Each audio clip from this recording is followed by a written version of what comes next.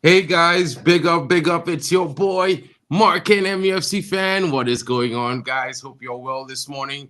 It's been a tough day for me today. Had a lot of things to do this morning, so I couldn't do a stream this morning. I apologize for that. Big up to Elite Baller coming in. Smash the like, subscribe, turn on notifications. Let's go, Reds. What's good, everybody? I hope you're good. There's a lots of things to talk about. Manchester United. Players coming back from injury. Who are you going to start now? Luke Shaw is possibly going to be back and fit, ready to go after international break. Lots of speculation about his fitness, but what is going to happen? There's lots of new things going on with Manchester United. Some talks coming in that, it's possible the new stadium plans are going to be going forward with, and we will be getting confirmation very soon. Would it be an interesting thing for everyone that we are building a brand new stadium while keeping the Old Trafford as it is? It will be reduced to a two-tier stadium, probably seat like 25K, and the youth team and the women's team will be playing there. History will be maintained, as well as a new stadium to be built not too far adjacent from the current Old Trafford Stadium that should seat somewhere in the region of 100 to 120 seating fans. Guys, what are your thoughts in the comments? Let me know what you're feeling this morning. Manchester United need to turn things around. Quite a decent showing from our players so far over the international break. Joshua Zirkzee's got himself a goal. Bruno Fernandes has scored 2 goals, had an assist as well.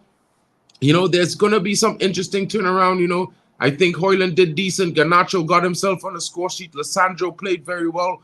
Our players are getting themselves into match form. Guys, how does this bode? Does this bode well for United going forward in terms of what's happening with, performances in the Premier League? I know it's a lot to ask. I know it's a lot to think about. I know some of you don't see the future. Some of you are not seeing what's happening with Manchester United right now. Some of you are thinking, it's not looking good, bruv. It's not looking good. You know what I mean? And for me, yeah, it's one of those things where I look at it from a perspective that I expect things to turn around. It's always going to be a work in progress. It's going to be some time. I think a lot of fans are a little bit too emotional right now. I understand. I feel the same way you do about the loss. It was embarrassing. But 3 games, we lost 1, we won 2. There's no really real situation that means we should be crying. The season is not over. It's not that bad. I don't think we're going to lose to Southampton. I think asking that question means we're just being a little bit too, I don't know if it's sarcastic, sensational, or a little bit too subjective, or, pessimistic about life. We have to have some optimism. Have to. You must. We're a fan. You're supposed to support the club. It was always going to be a tough time. You know what I mean? No one can say here they expected to win during a work in progress. And if you do, it's going to be really difficult. I did say a 17-game unbeaten streak, but I didn't rule out the fact that we might have 13 wins and 5 draws. You know what I mean? I was not opposed to that because we are a work in progress, guys. We got a lot of players that just came into the club.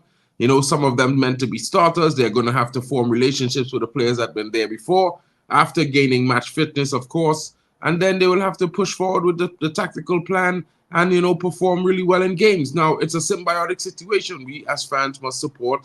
The players have to give their best, and the manager has to put forth the best system and tactics so that we can get the most out of everything.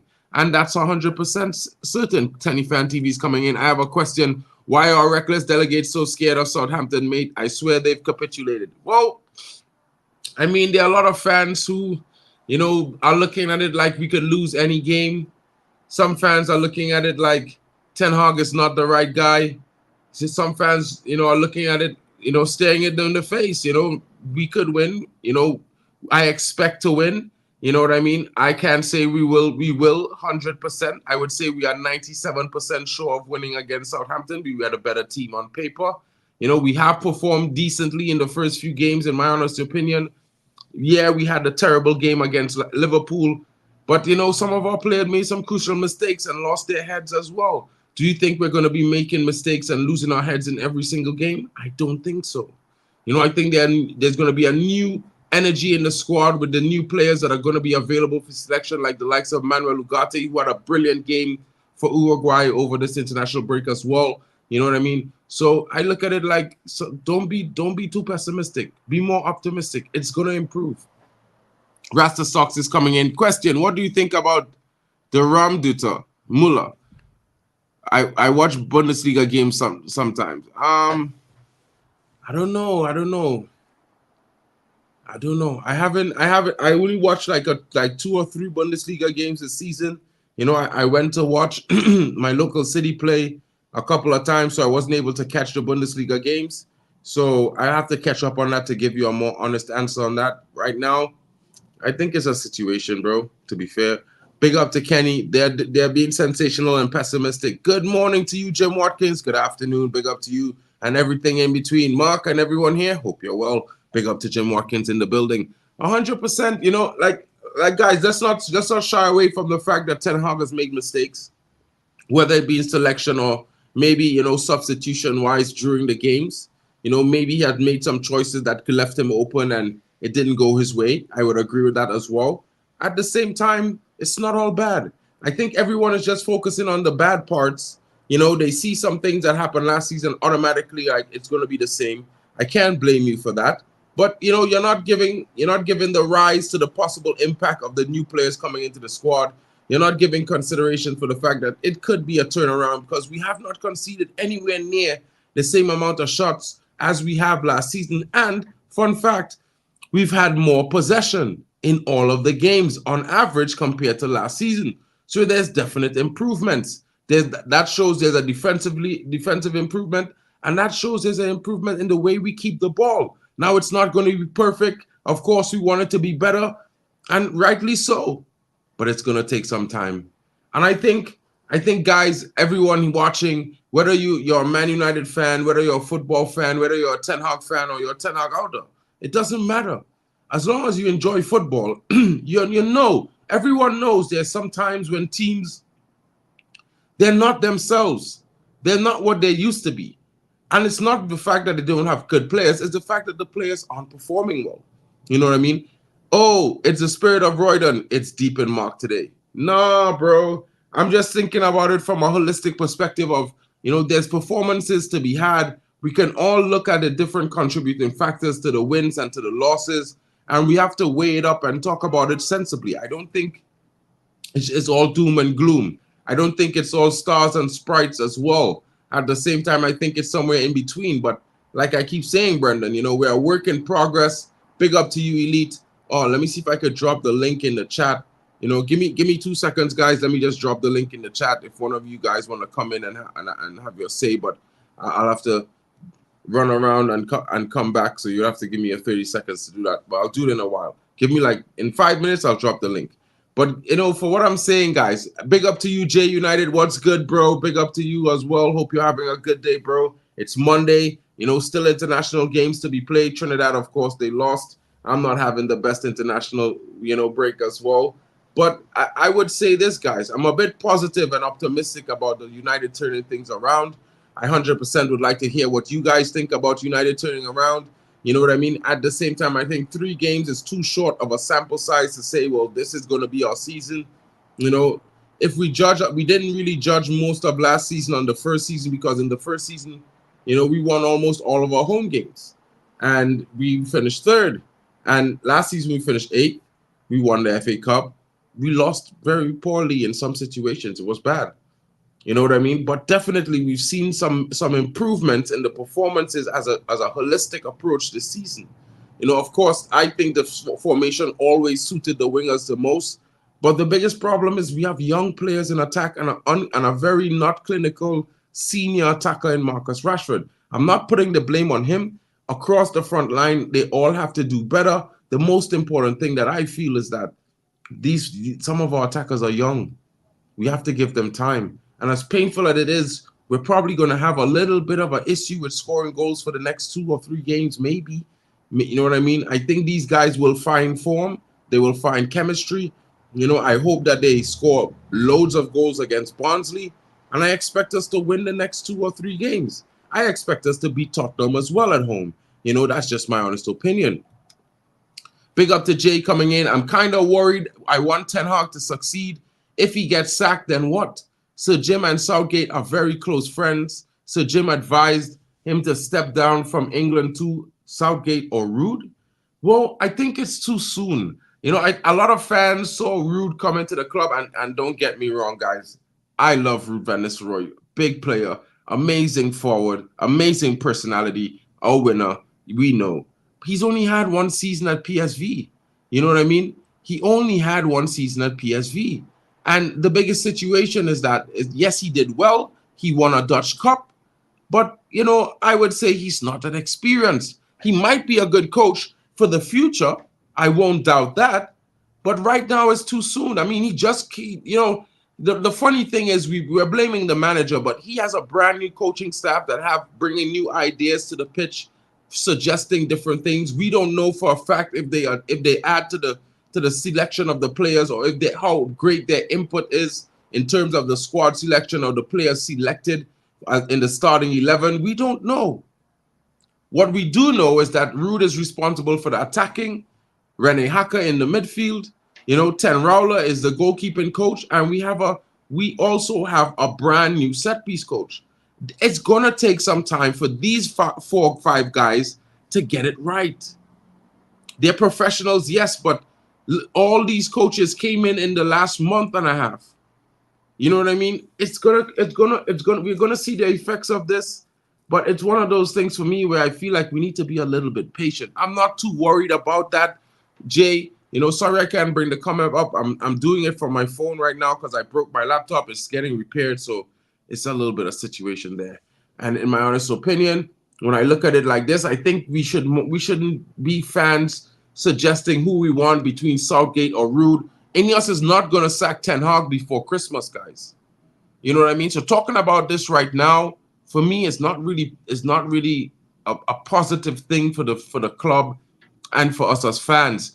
You know what I mean? Because one, we're sowing discord between our manager and his assistant in Ruud Van Nistelrooy. You know, Van Nistelrooy is working with Ten Hag. So to say we want Ruud, or we want Southgate, well, how is he going to feel working under Ten Hag, knowing that fans are saying this? How is Ten Hag going to feel? How is the team going to feel? You know, suppose we do switch to Ruud and we finish 12th, and next season we finish 8th. What are we going to say? We're going to give him a 3rd season. You know what I mean? It's going to be toxic even more, bro, guys. I feel like we need to, calm down, forget. Bro, I think my laptop has enough of the fragile fan base. Big up to you, Kenny Fan TV, bro. You know what I mean? I just think we need to just take a step back, let some of these new players who haven't kicked a Premier League ball play for 3 to 5 games before we make a decision. I think things are certainly poised for a United turnaround. You know, we could lose a game or 2 again, but at the same time, as long as we, the performances get better, we find more clinicality, because we're creating lots of chances. And that's the hardest part. In all the games we've played so far, we've either created the same amount of chances or created more chances than the teams we've played. We've won 1, lost 2. Liverpool had 14 chances. We had 11. No, we had 12. You know what I mean? They had 4 big chances. We had 6. They had 3 shots on target. We had 3 shots on target. They scored 3 goals. We scored 0. It wasn't so bad. I mean, it looked bad at times because we were losing as well, and there were moments where Liverpool looked like they were going to score, but there were also moments where United were looking like they were going to score, but we didn't. It is what it is. And I'm only saying it is what it is, not because I don't love this club, but because I feel like right now we should be more focused on how the performances go. Is it getting better generally? I would say yes. I would say then, let's keep it going. It's the 3rd game of the season and we're already manager out. This is mad. Blow it up. It's not working. Why? Has the first 4 games or 10 games of any season affected a Premier League? No, it hasn't. Not under Sir Alex, not under no manager. Because there are many times where United lost 6 games before Christmas and came back and won the league. Now people could say what they will. Pep can't beat everybody. Arteta can't beat everybody. If United beats beats Pep Arteta, taught all the top six in the next 20 games. We beat all those teams. We're gonna catch up in points. We're not that far, guys. Don't forget to smash the likes and subscribe. It really helps the channel grow, guys. You know, the road to 10K is here. But we first got to get to 2K. Help me out, guys. Big up to all of you. Big up to Stephanie Griffith in the building. Number 9, like Rasmus. Let's go. Let's get to 25 likes, guys. It's the minimum for the stream. Hopefully we could get there and be here for like 10 more minutes, guys. I'm going to drop the link in the comments. Give me 1 second. I'll be right back with you.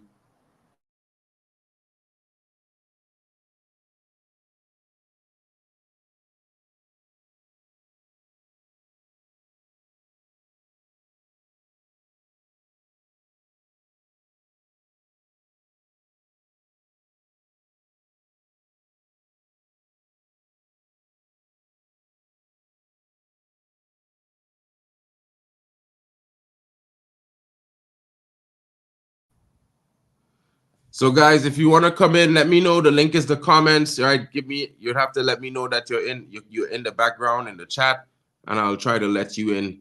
All right, you have to give me 5 seconds to let you in and come back as well. Big up to all of those. But you know, as I'm saying, guys, it's an interesting situation. Hold on 1 second, guys. Be right.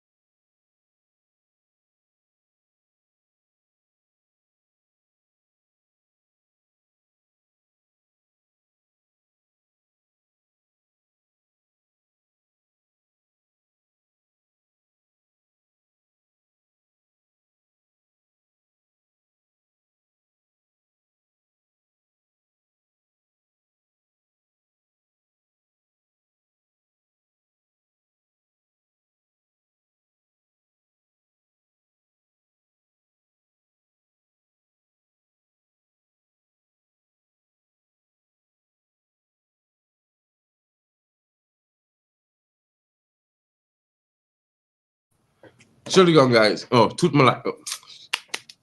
Sorry, guys. My bad.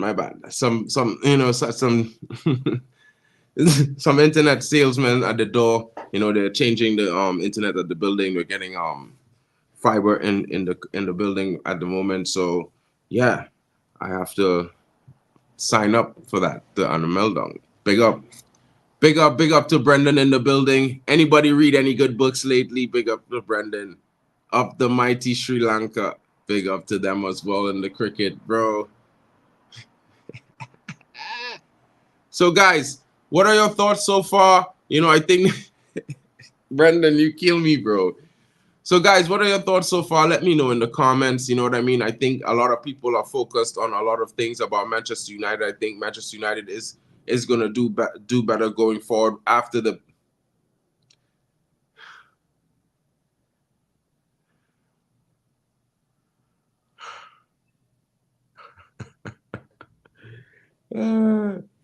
Tut mir leid. It's how you say I'm sorry in German, my bro. Sorry. You know what I mean? I was apologizing that I had to go off stream just now to answer the door, and I had to speak with the people there just now. You know, I do my best, guys. I do my best. My accent is a bit thick, but I try my best to get the words out right. You know what I mean? Yeah, Jim Watkins, big up to that. But you know, hopefully the West Indies clobber them as well in due time. You know what I mean? As a West Indian, big up to them. You know, it's always good to see the smaller teams win. You know what I mean? 100%, 100%. Elite. Big up to you, broski. You know, guys, like, I mean, I know it might be seeming like super boring talking in a positive light about Manchester United right now. At the end of the day, everyone is seeing so many issues. You know, they're calling out the space in the midfield, but you know, we could go back to week 1 and week 2 when we didn't have that space in the midfield. We were very compact and we, you know, kept it together. Mason Mount got injured, and yeah, I'm using my handy, bro. I have no choice to use my handy, bro. You know what I mean? Because My laptop is getting repairs, bro. My laptop is getting repaired. Well, I mean, you know what I mean. You know what I mean. Jim Watkins, you know, the big names are usually the big nations. You know what I mean? So that's what I meant about that. Yeah, using mine handy. Brendan, you're tying up my brain right now, bro, because, you know, I'm learning German and it's a little bit difficult. So sometimes when I say some words and in German, I automatically want to continue speaking that way. So it's hard, bro. Give, sit. I'm sorry, bro. Don't make it difficult for your boy. You know what I mean? I think once the new lads get gelled, they will get the points. We will all take time. We are building for the future, not right now. Exactly. You know what I mean? And I mean, and guys, as much as I am Ten Hag in, I'm not gonna be crazy to say that he's the only one, the be all and end all of the situation. I look at it from the perspective that, you know, United still is an entity above themselves, and much regard, we must, you know, do better. Not just because the manager. I don't think players should be playing despite the manager. I think players should be playing for themselves. You know, big up to you, Stretty. Yeah, bro. Big up, bro. Didn't do it this morning. I was off to work, bro. So I got home really late. Couldn't do a stream anymore. How many times do you want me to say it, Elite? I told you on your channel already, bro. You know what I mean? But yeah, I got some work in Europe. You know, I was working in London doing some editing and stuff in sound design, and then I got the opportunity to work here, and it was a no-brainer for me as well, to be fair. You know what I mean? So yeah. Big up to you, Anraya Denaya. It's not my fault that my hair is a bit coolie, bro. You know what I mean? It's everyone from Trinidad has a bit of, you know, Dougla in them. I'm like the combination, to be fair. You know what I mean? Big up to you, bro. Yeah, big up, Sal. Big up to you, my bro. How you? Hope you're doing well, bro. How is everything going, bro? I missed your stream this morning. I was watching back bits of it earlier on. Jumped on the KG stream.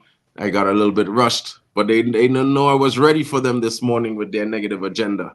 You know what I mean? Some guys only see one side of you. Like I could understand, and I could make sure, and I could say to that everyone, you know what, Brendan, don't do that, bro. That's too much. I mean, why not? In any ways, you know what I mean. But at the same time, you know what I mean, bro. My hair is super curly, bro. And when it's long, it does some crazy things, bro. Like it rolls up and it looks like I'm playing with Janks. It's looking like Bart Simpson right now, guys. I'm not taking my hat off right now to show you guys that. It's looking too crazy. That would never end well for me in the social media space.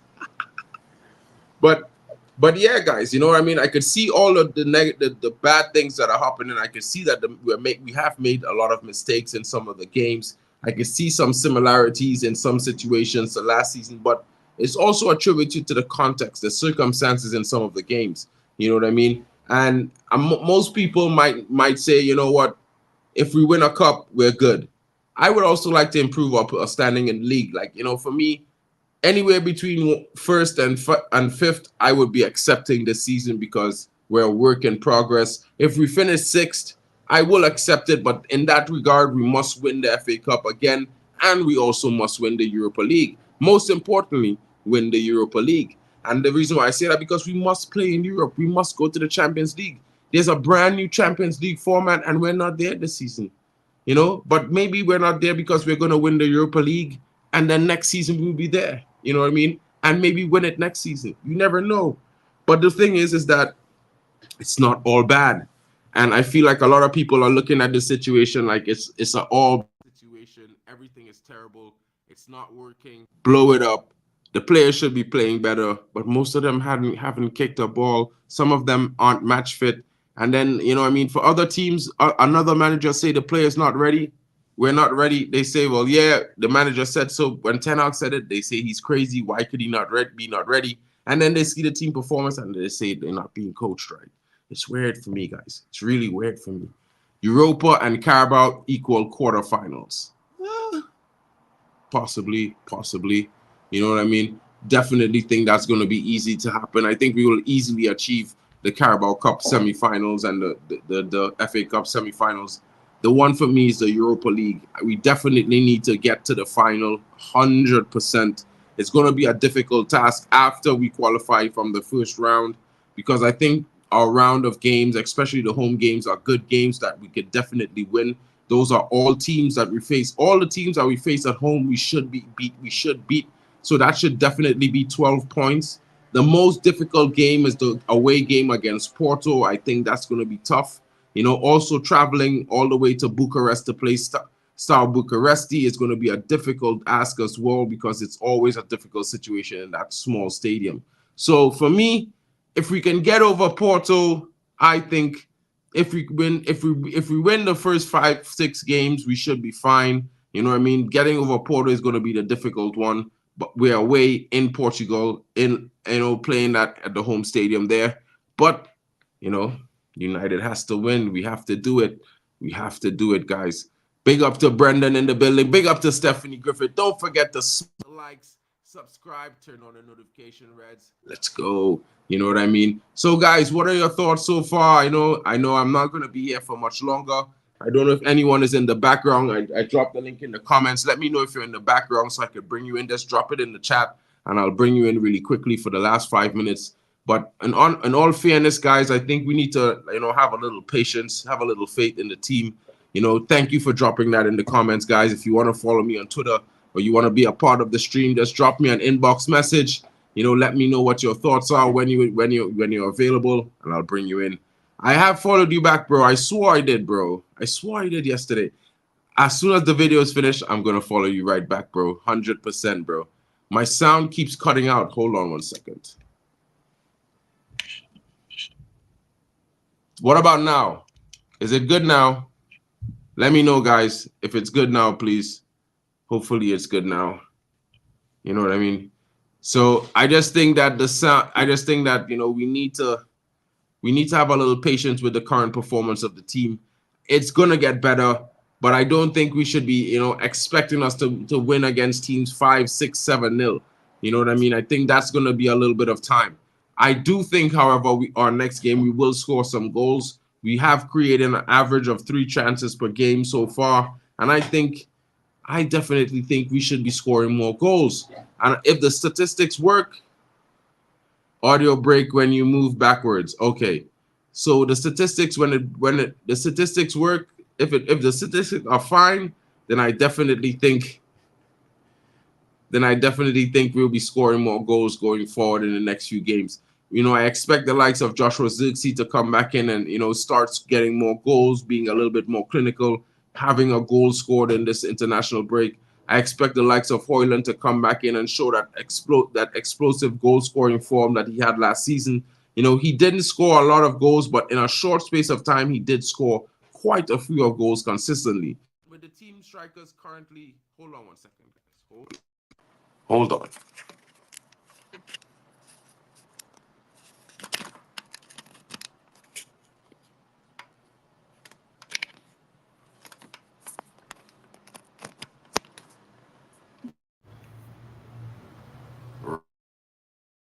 Guys, if you can hear it better, can you hear me better now? Is it working?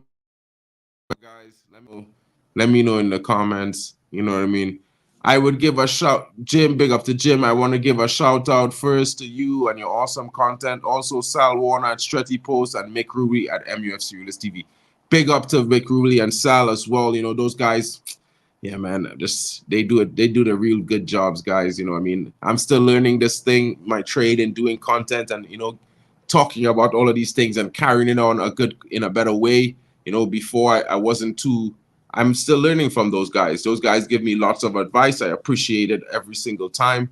They all, give me chances to come onto their shows, onto their streams, and have my opinion as well. And as a United fan, I feel like everyone is entitled to their opinion, no matter how you feel, whether you're 10 out, 10 in, 10 out, whether you dislike a player or you like a player and he's not getting enough time. Everyone's opinions matters. At the end of the day, United winning is all our goal. No matter which point we take it, which step we look at, we all want the same thing.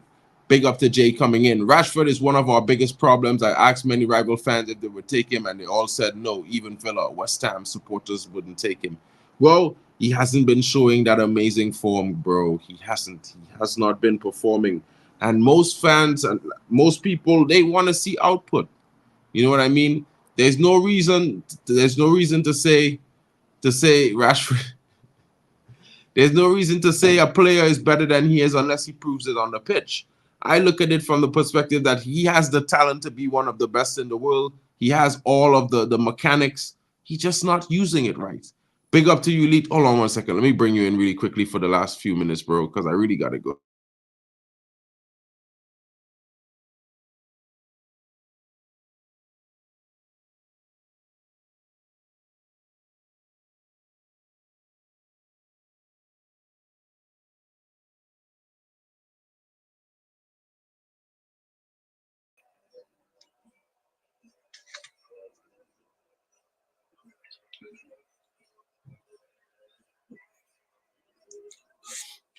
Greetings. Big up, bro. What's good? What's good? You all right? Yeah, I'm good, man. You? Chilling, bro. You know, just sharing a little bit of my thoughts. You know, wondering what everyone's thinking about so far. You know what I mean? I'm at the point where I'm sick of talking now. I just want the next game. I want to see what happens in the next game, because with United traditionally, when you lose a game like that against Liverpool, the next game you make such an effort to try and to win. So to me, all talk is over now. I just want us to see how we respond. What about you? Yeah, I want to see them perform, bro. Like the only thing I would say is that some of the players I can't exactly say, well, you know, they need to give that similar level of performance as some of the other players, because one, you know, well, Delit, I think he not match fit. Joshua Zirkzee the same. I feel like the same thing, you know, Ugarte, you know, they did perform, they are performing well for the international team so far, but you know, there might be a different pace in the Premier League slightly. But big up for that. At the same time, I feel like they should all deliver. They're paid professionals. This is what they do for a living. You know what I mean? It's nothing different. It's a different team, different country, but same football. You know what I mean? Same size goal, same size pitch. So Yeah. my thing is, I just expect them to perform better as a team. And if we could get that from this team, I think we would definitely do much better going forward. Big up to you, bro. I think not many people have said it because there's a big agenda at the moment to sort of write off Mason Mount straight away. I'm not going to judge him. Just like Anthony, I said to you the other day, I don't judge Anthony on last year because off-field drama means that you're never going to perform to the right level. Last year, Mason Mount's first season, injured most of the time. So again, I can't judge. What I will say is when he does come on, he's quicker to press than Bruno, okay, because he's just faster. He's a brave lad, but on the other hand, I think that's why he gets injured a lot, because he gets a lot of tackles on him. I've seen him go down under tackles, and you think, "Oh my God, that's it, he's done." So I am concerned about his injury threshold. But I think when he does play, I think he does make a difference, even if it is just simple things like the pressing. You know? Yeah. I mean, you know, for me, bro, I'll be honest, I don't rate Mason Mount at all.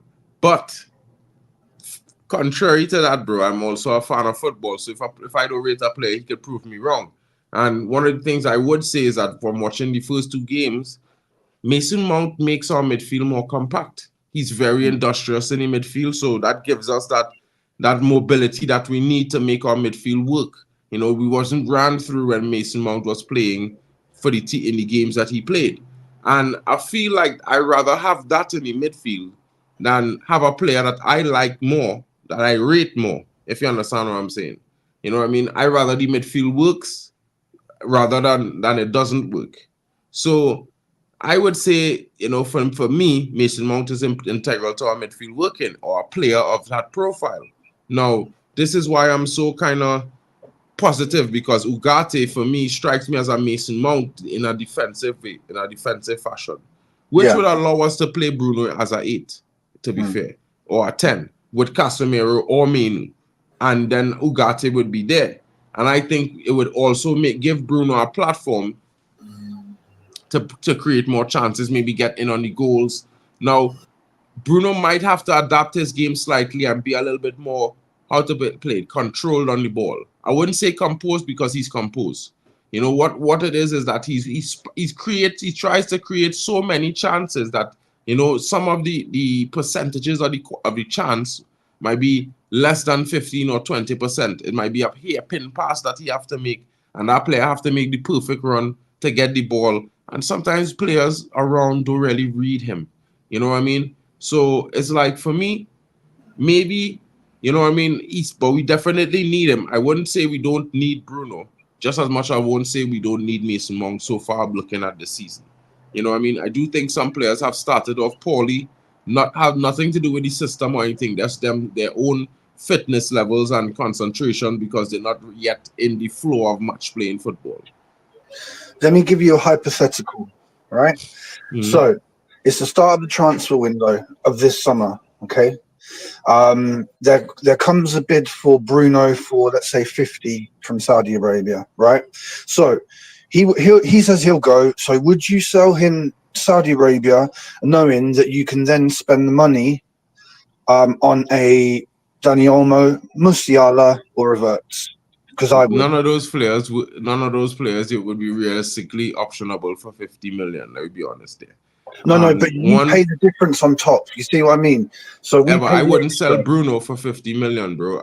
I think Bruno is at least 100, at least 60, 70 million. I mean, realistically speaking about Bruno, I don't think we have the team around him to really utilize his abilities in the best way. You know what I mean? We don't really have a winger that is do their job. You know what I mean? And we don't really have a super clinical striker just yet. In teams where Bruno would play, like if I put Bruno in Man City, I could guarantee Man City would score an average of 3 goals every single week, week in, week out, no matter who they played, just by putting Bruno in that team. It's the same thing I would do if I say that I put them in Real Madrid. You know what I mean? Bruno gets into almost any midfield in the Premier League, bro. You know what I mean? I would sell Bruno for 60, 70 million, sure. I would definitely, if I had to choose the player to replace him, it would definitely be Jamal Musiala. I think that's the most suitable style that would suit our current midfield and the young players that we have building in the attack as well. You know, I don't think Florian Wirtz really would be that number 10 that would suit us. You know, Florian is a bit more of a winger in my honest opinion. So for me, I would choose Jamal Musiala. I would pay the difference for Jamal Musiala, but that's like 120 million, bro, on one side.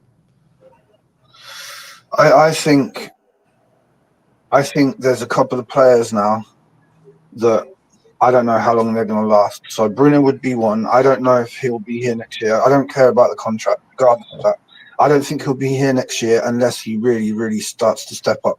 Same for Rashford. And I think if Mount doesn't get back from injury and play a lot of games, I reckon he could be at risk as well next year. Because honestly, if you remember what Brada said, he said, I want 2 good seasons up. No, he said, if you have 2 bad seasons in a row, we're probably more than likely getting rid of you. And that's fair, bro.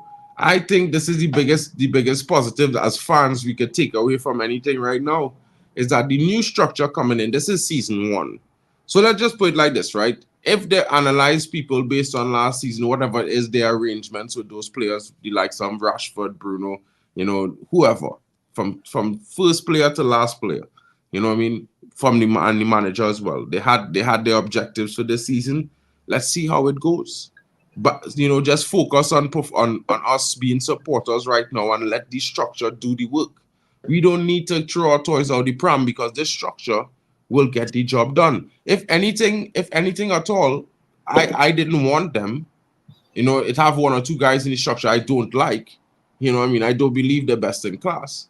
But at the same time, from the collective job that they've done this summer so far, I can say that, yo, I respect what they've done.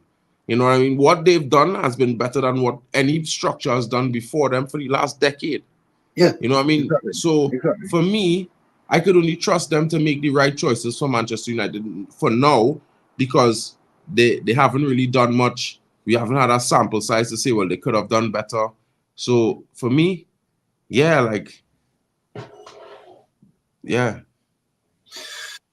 I think, like I've said before, Fabrizio Romano was saying Euro only wants Madrid. He was saying that for so long, but we ended up getting him. So what it shows is that somewhere in the structure we've got people who can negotiate well and know they know the right things to say.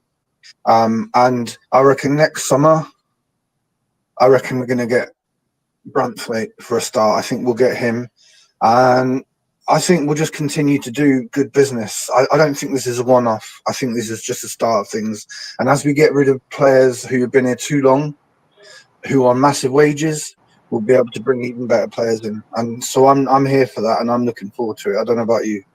Yeah, you know, I mean, I would, bro. Like, I would say two things that controversial. I don't mind starting buying there over Andre Onana because I'll be honest, I never wanted Onana as a goalkeeper for Man United. I don't think he's a good shot stopper. I mean, people might say whatever about it, but I just never liked him as a goalkeeper. I'll be honest. So him goalkeeping for Manchester United, bro, for me, is up in the air. He had a decent ending to last season. I think still in many games, some of the goals we can see, the way we can see them is largely down to him. His either positioning is poor, he doesn't communicate well with the back line. And I think we need to probably consider that we may have made a mistake there. You know what I mean? Also, I would say I would never want to see Branthwaite in a Manchester United shirt. I don't rate him. You know, he's done nothing to deserve us buying him, paying anything more than 25 million for him. He doesn't worth a contract worth 100K per week. He has never shown that a good performance, to be fair. Like, his best performances were like for 5 games out of a 38-game season. I mean, Garnacho sat this brother down 4 times in one half. Now, because he's left-footed, he's 22 years old, we're going to pay him 160K per week. It's weird. You know what I mean? No one's going to look good with Everton, bro. They've been facing that. You see, but that is the problem right there. That is the problem right there. That statement right there for me is the problem with how fans look at players. I think it's not about Everton. If he's a top player, no matter where he is, you will be a top player, in my honest opinion. You know what I mean? I think quality shines through no matter what team you play for. You could play for the worst team in the Premier League. If you are a top player week in, week out, your records and your stats will show that you are a top player. It's not about the team. The team performance, winning or losing, is not the issue. I'm not talking about Everton losing games. I'm talking about his performance in Everton and when they win games and when they lose games. And, I mean, for some of the games they lost, he was the biggest contributor to why they lost. A lot of the problems was teams were attacking him. And he was conceding chances. And he was having bad performances. So when I look at it like, okay, he has talent. He did play at PSV for a season, but they didn't even want to pay 12 million pounds for him, bro, which is weird. So, I mean, it's like they had the opportunity to pay 12 million pounds and they turned it down. Nobody can tell me it's because Van Nistelrooy knew he was coming to Man United a year and a half later. That's mad. You know what I mean? So what I would say is this. Maybe he's decent, but he's not yet there yet. I mean, there's other better options across Europe. I mean, Lenny Euro is levels better than Jared Branthwaite. And I don't know why people don't even say that, because dude was in team of the season in his first season as a debut starter in League 1. And this is where all the hype came from for Saliba. You know what I mean? True Lenny Euro hasn't played a Premier League game yet. But if you come based on performance across Europe, for me, look at it, I could only say that Man United, you know what I mean, in terms of player for player, if we're looking at players, we should be looking at a player who across Europe have the best defensive stats and performances around the age of 23, 24. You know what I mean? Yeah, maybe. I'll bow down to you for your opinion on Brathwaite, because maybe you've seen him like in more actual full games than me. But whenever I've seen him, all I'll say is that he's very strong, right? He's very strong. He's not lightning quick, but he's not slow. And what I would say is when you look at him play, he does not look like his age. He looks like he's at the peak of his age, like sort of 25 onwards, 26. Yeah, like onwards. he looks a little bit prime in his good games, though, to be fair. So, that's what I would say. But, whether that's enough to buy him, I don't know. I mean, for me, I would rather look at the likes of like a Giorgio Scalvini or something, to be honest. You know what I mean? The Atlanta guy, yeah? Atalanta. Yeah, I mean, I think same age, left-footed. You know, you could play left or right centre-back. You know what I mean? But it wouldn't be 60 million pounds. You know what I mean? And this is the problem for me. I think anytime, I think in certain instances we should look at the price, and from the time you get a price, it should be like, nah, walk away. You know what I mean? Is there no chance that he'll be cheaper this year more so than he was next year rather than this year? Is that a Well, chance? the only way I see in that is if Everton getting relegated. I mean, if Everton getting relegated, he would be in the power now. He could go. He could leave. You know what I mean? Because he don't have to. He hasn't signed a new contract, and then you know what I mean. He already want a huge bump up in wages because he's on 25K per week or something like that, or 20K per week, and Man United probably offered him something like 120 or 130 per week, and he told Everton he wants to get that or the same or more at Everton, which is unrealistic. So these are the things that kind of concern me with him. I don't mind getting him if we pay something like 45-50 million pounds limit, bare maximum, at the maximum 45-50 million pounds. Buy him. I think that's more reasonable. That is fair. You know, but when they say 60-70 million pounds, that kind of money, you have to be getting up a world-class defender that has won something. You know what I mean? Very, very good, young, and has won something. I think the days of spending 80 million on the centre-back have gone. I think that was us buying Maguire. That's never going to happen again. You see what I'm saying? Like, I think 80 million is more like, you know, Julian Alvarez went to Atletico Madrid for 80 million. So I don't think anyone's ever going to buy a centre-back for that much money anymore. I think it's a little bit more realistic now, the market, because not every club's got loads of money. But do you not think that we just need more centre midfielders, not necessarily DMFs, but just centre midfielders who can go forwards and backwards? Well, it's a weird one, bro, because we have what, seven midfielders or something at the moment currently.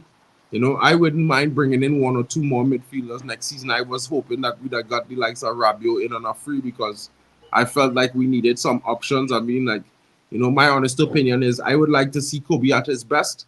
He hasn't had a good start to the season so far. That has nothing to do with anything else other than, you know, lack of match fitness, you know, in my honest opinion. He had a long season, played a long Euros as well. He's, you know, probably going to be a little bit off his game right now. So it would be nice to have a player that you could bring in who has experience in this current moment, who, you know, will, you know, give you that 90 minutes of energy and experience and creative ability.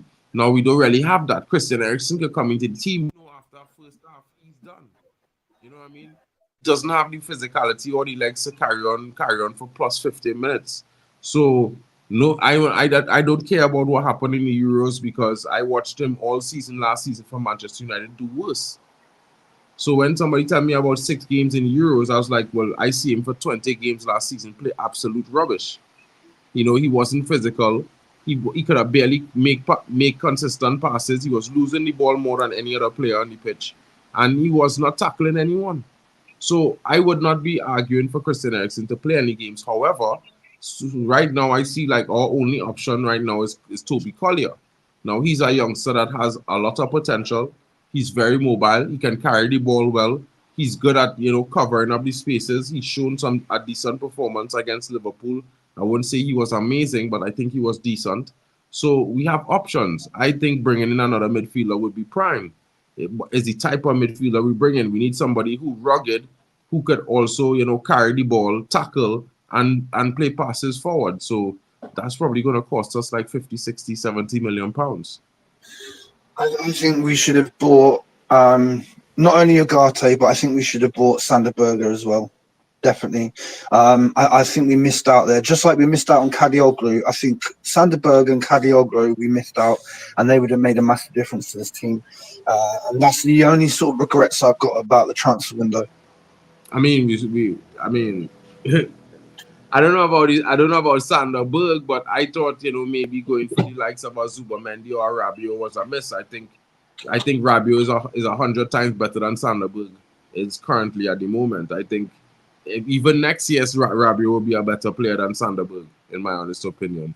You know, I mean, no offense to Sander Berge, but I haven't seen anything from the dude to say that he's as good as Rabiot or will be I think better they're than very Rabiot? similar, Brian. I think they're very similar, right? Because they're big guys, but even though they're big, they still got a bit of skill.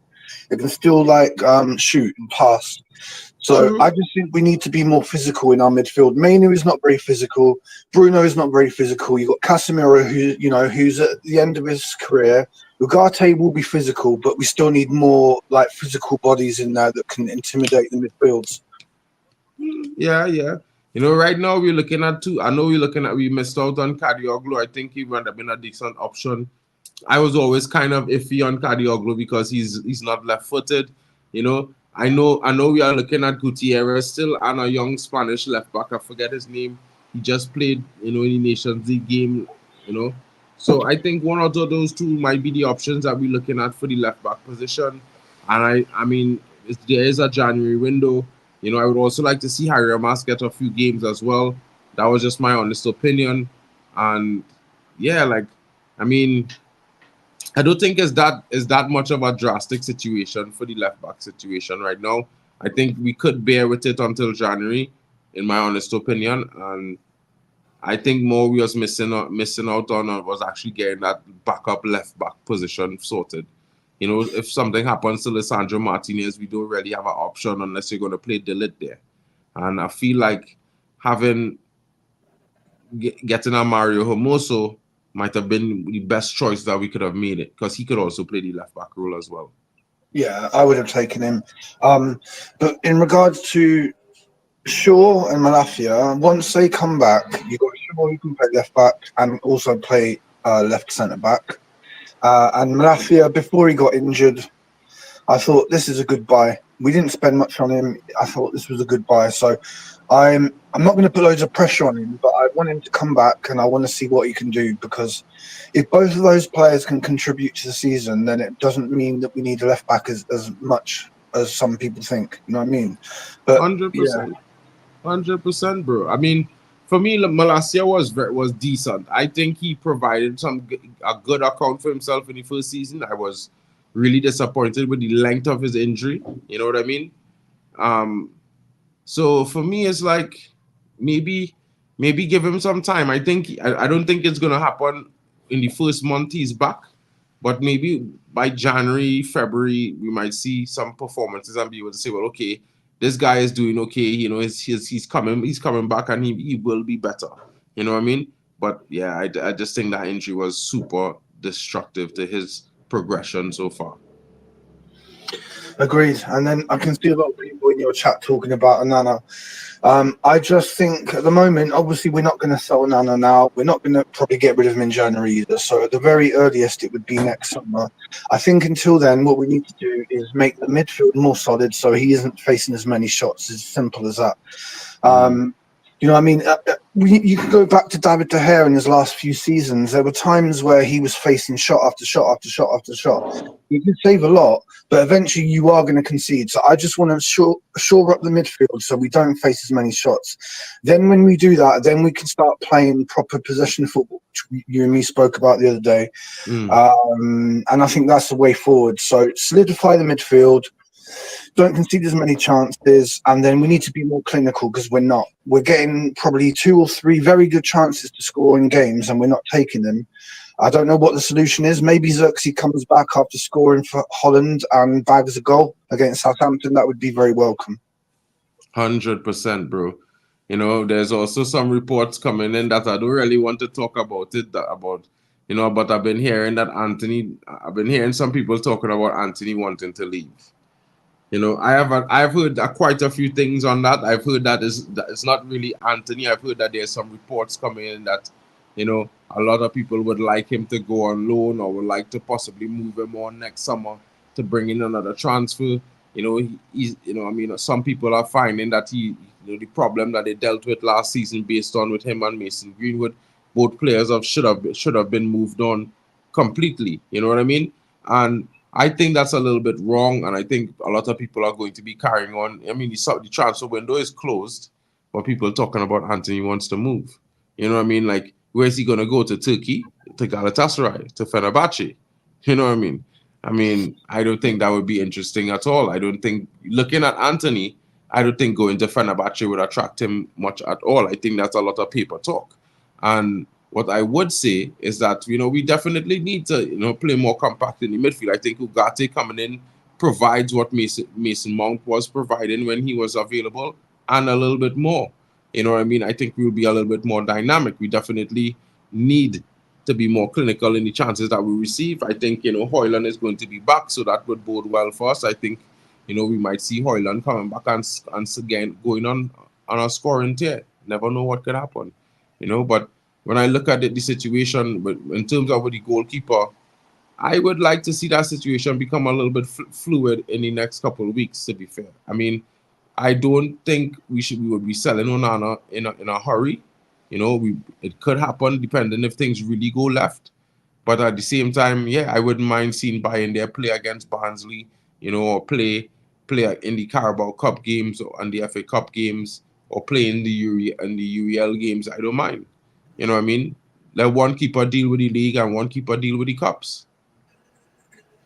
There's enough games to go around, definitely. But from what I remember last year, does Ten Hag even rest Onana? From what I remember, I'm sure he played the cup games as well. Is that right? Yeah, he did. But I think Bayern, they had 2 games last season or 3. That was not good enough for me. I think he did that mostly because of the poor form that Onana had and all the outrage on Onana, and I think he was trying to do that in a way to kind of bring him back into the season or back into form, probably. But when I look at Onana, for me, I think this season is a season where he has to hold it for maybe 1 game or 2 in some competitions, guys. I think this is the season where he does that. When is Højlund due to come back? Have we got any sort of dates yet? Højlund is already back in training, bro. He back in training since last week. Before last week, since 2 weeks ago, he back in training. He just wasn't match fit for the game against Liverpool. They didn't want to rush him into the game against Liverpool, but you could see him in the very next game this weekend. Because I noticed he wasn't. I don't know if he was in the Denmark squad, but I know for a fact he didn't play in the starting 11 for Denmark the other day. So I don't know what's going on there. I mean, I don't think he would. I probably might have, because he just came back from injury. They may not have called him up. Maybe it's this. If he got called up, the manager, he probably was like just training with the squad and not really playing. If he does get a game, we'll see. I think they have 1 more game tomorrow or Wednesday, I believe. So let's see how that goes. I will double check because I don't even know myself. I thought he might have just stayed at United to focus on getting himself available for the next United game. You know what I mean? So, I feel like, all of these players in some way, shape, or form, they need a little bit of time. They need a little bit of management. They need a little bit of support, and we need to have a little faith that they will turn things around. And that's just how I feel. There's so many different, circumstances at the current moment that, The other thing I noticed about the international break is that Foden of Man City and Palmer of Chelsea didn't go to the England squad. And I think that's what we should have done with Mainu. We should have said to him that, our studies are showing that you're in danger of getting, burnt out or injured. Whatever they need to say to him to just get him to pull out. Because what good is him playing for England if he's going to sort of struggle when he comes back to United? He's getting booked every single game, bro. Whether it's but that's because or England, he's getting booked every game, man. He looks like he's struggling. Well, he is struggling, he's not yet match fit, I mean, sometimes some players is getting into match fitness after 3 or 4 games. Some players is take 5 to 10. I mean, it works like that sometimes. Not all players is start the season off on a high, you know what I mean? And maybe that's just Kobe Mainoo started the season. I wouldn't look too deep in it. You see this funny new thing that people talk about, burnout. I mean, Wayne Rooney wasn't burnt out, and he played football for 10 years, 10 to almost 20 years. He played football, bro. You know what I mean? And I don't think he was burnt out by a long shot. I feel like a lot of players could have done better. They could manage themselves better. A lot of the clubs could manage players better as well. But Kobe Mainoo in his first season, he played I think it was like 34 games in total. And that's not a lot. That's a lot of games, but not really a lot of games. You know what I mean? He's a young guy, 19 years old. You know what I mean? When I was 19, bro, I used to sleep like 4 hours a day for like almost a year. And I used to feel like the most energetic man on the planet still. And I'm sure plenty of people would agree with that. You know, so I feel like, you know, burnt out is more like in a situation where it's really like you're running through like a 3-game-a-week cycle where you're playing 3 games a week for the next 2 or 3 months, and you're playing this player every single game, weekend, 3 games a week. That I feel will cause burnout. But when you're playing 1 game a week, 60 minutes, you know, for me, it's not enough for a player who's trying to get match fit, and it's not enough to burn out a player who's a young player. You know what I mean? So I look at it from the perspective that Kobe Mainoo just had a bad start to the season, probably just like Bruno, because they both didn't have a preseason. They were rested because they spent long times with their national team, and they're taking some time to get up to the rhythm, and that's just it. So for me, when I look at it, I look at Bruno's form this season. In the last game he played for Portugal, it was much better than than at the Euros. He looked like a different Bruno in the last 2 Portugal games than the Bruno I saw at the Euros. He looked refreshed. He looked like he found his match fitness. So I expect some of our young players like Bruno, like Garnacho, like Zirkzee, like Hoyland to find their match fitness in the within these first 10 games that United have. And once that happens, then yeah, I think we will be cooking with gas. I want to know who you want in your front midfield. In your 3-man midfield versus Southampton. So let me know, bro. My 3-man midfield versus Southampton would be real simple, bro. Bruno, Casemiro, Ugarte is who I would start with.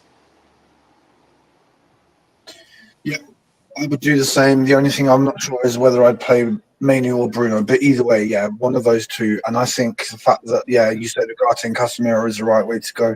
That's how you solidify the midfield. Back in the day, brother, when we used to play big games, we used to have Fletcher and Carrick, for example. Yeah, you need to be solid, and then when you're solid, then you can like counter attack with like speed, like we used to with Ronaldo and Rooney and Tevez and all these people, you know. So yeah, that's what I'm thinking as well. Yeah, the only difference is that I think those guys had a winning mentality. You know what I mean? I feel like some of our players who we expect to be our match winners, they do have that ultimate "I'm going to win, I'm going to beat you," you know, mentality. You know what I mean? You could see it for me ever since Ronaldo was 19, and he had that ball. You could see, and you could see his ambition was to beat the first defender that came to him and go on to either pass or create or score a goal. You know what I mean? Sometimes I don't see that with some players. I just see, like, you know they want to get to goal, but how they're going to get there, they're not sure. And I think that's the difference, the intention. And it's going to take a little while, but we will get there. I like Ahmad's current performances so far. He didn't have the best game against Brighton. He didn't have the best game against Fulham. Could have had a brace, you know. But I think, you know, the mistake was the manager didn't start him against Liverpool. You know, I will blame the manager for those 2 things: benching him and starting Rashford. That was the 2 mistakes I think was huge to us losing the game. I think if Ahmad started, we might have had scored or created more chances in the first half. So for me, I just giving the manager and the team a little bit more time because I think they need it, in all fairness. No, and I can't argue with that. You know, if that's the stance you want to take and you're going to see it through, then what's the problem? It's very easy to just sort of give up on everything, but you're only as good as your last game. So our last game we lost 3-0, but we could win our next game 3-0. So that's what it's all about. Games changes everything, isn't it, bro? 100%, my bro. And big up for joining, bro. But I do have to get back to work. You know, I meant to do a half an hour stream, but you know, when you come in, bro, I was so happy to talk to you, bro, that, you know, I had to stick around a lot longer, guys. And big up to all of you watching, guys. Don't forget to smash the like and subscribe. You know, share the channel around, help the channel grow. Road to 10K, but we need to step to 2K first. So let's keep it going. You know, likes early. Get to 50 likes would be you know, top. If we could do that, guys. You know, I'm not sure if there's 50 of you watching. You know what I mean? But if you can, and in the non-live section, when you are watching, smash a like and subscribe. We'll be sincerely grateful for that. You know, big up to you, my brother Elite Baller, so much. You know, thanks for all the help for always supporting the channel, always being here, bro. You're welcome to come into our live anytime you feel like, bro. I'll always drop you link. You know what I mean? And thanks for coming and giving your say today, broski. No worries, my brother. Yeah, so just like Mark said, make sure you're hitting the like every time you come in the room. That's the first thing you got to do, hit the like button. And if you can share it around social media, that helps Mark a lot. Let's get him to the next milestone. We got him to 1,000. The next is 1,500, and then million, innit? A million. But yeah, bro, nice speaking to you as always, my G. I will Big up, bro. speak to you very soon. You take care, man. Have a good day, yeah? I will, bro. I will, bro. And big up to everyone watching. Big up to you, Jim Watkins. Yeah, I'm going to take in the Sal show as well as I get prepared to on my way to go back to work. You know, so big up to you, J United as well. Big up to Jim Watkins and Ryan Denial. Big up, my brother. Big up to you, Harry. Harry the Pothead. What's good, buddy? You know, big up, big up. Big up to Jim Watkins. Big up to Elite again for coming in this morning. Big up to Brendan Chappelle. Man Lutata. Big up to you, brother. Big up to Luman. Kenny Fan TV. Big up to you. What's good? What's good? Rasta Stocks, Dark Crow. Big up, buddies. Hope you're well. Hope you guys. Big up to Stephanie Griffith as well in the comments. Big up to Brush. Big up to all of you guys joining. Big up to Biku Talks as well, the Liverpool fan. You know, he's laughing at me and the fan base right now because they were the ones that put us to the sword. You know, but guys, don't worry. United will be back. You know what I mean? Whether you're 10-og in, you're 10-og out, or you're 10-og out. Man United, we're all united as one, and we will be back as the Reds go marching on. Guys, big up to all of you joining me today. I will be back later on tonight for a stream. You know, I'll probably be doing it a little bit late tonight because the Jarvis Corner is going to be on at 9 p.m. UK. So I'm probably going to be on for like 30 minutes at 8:30 UK. So you can catch me live then. Big up to all of you guys coming in. Hope you have a great evening. It's been your boy, Mark, and MUFC fan with the daily updates, Manchester United news, and a little bit of my views and yours in the comments. Hope you have a great day. Be safe out there, guys. The UEL is coming, and your boy will be at Old Trafford. You know what I mean? So if you're there, you know, join me for a drink at the Bishop's Blaze because I will be there before the match. I will also try to do a little bit of a vlog and meet some people and, you know, drop some little uploads on it for the game. But guys, I will see you later. It's been your boy, and thank you so much for joining me. Don't forget to smash a like and subscribe, and don't forget to check out Jarvis Corner later on tonight, guys. Big up to Jarvis, big up to Mick, big up to Sal as well, who is live right now, and of course, guys, big up to the Reckless delegation. Big up KG, big up you guys. Catch you later. Hope you have a great day. It's been your boy, Mark, and MUFC fan. Peace out, guys.